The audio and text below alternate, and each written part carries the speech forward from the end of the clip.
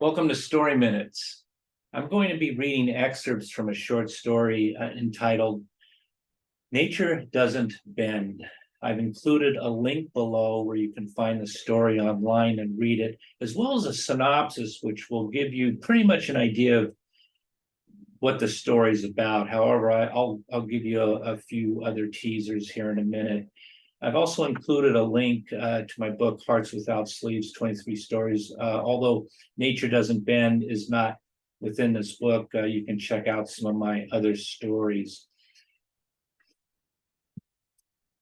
Nature Doesn't Bend is essentially about gender fluidity and a very courageous protagonist who grows up on the wrong side of the economic tracks in a small town, which is also small-minded. And through a series of unfortunate circumstances, gets caught up in the political and criminal justice system.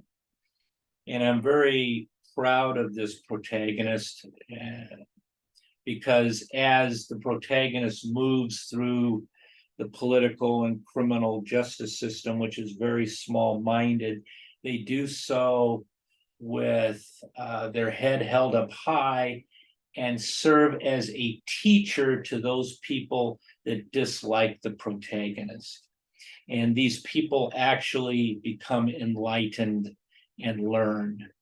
It's a bumpy ride along the way in this story, okay? And it starts off rough, and it's a rough and tumble ride right up through to the end of the story. But it's worth the ride because I think that you'll be very, very proud, as I am, of the protagonist. So with that being said, let me read you a few excerpts just to tease you, and I hope you check the story out at the link below. Here we go. Nature Doesn't Bend. 3 drugs will be administered to you by intravenous injection in the following order. So I'm going to be executed in 48 hours by a quack doctor who doesn't like me?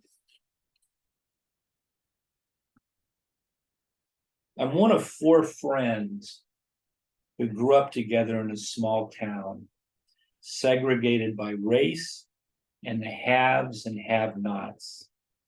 I was one of the latter. I lived in a trailer park full of rundown, rusting single and double wide trailers. The trailers were packed tightly together like sardines inside a rotting can.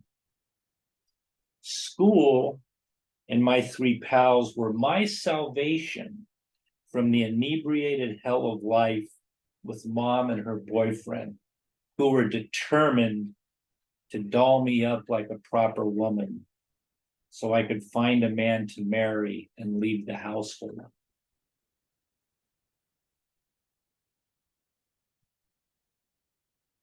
Check the story out. Take the ride with the protagonist. You'll be rooting for the protagonist all the way. It's worth the read. Until I see you next time, may your personal story be a bestseller. Thank you.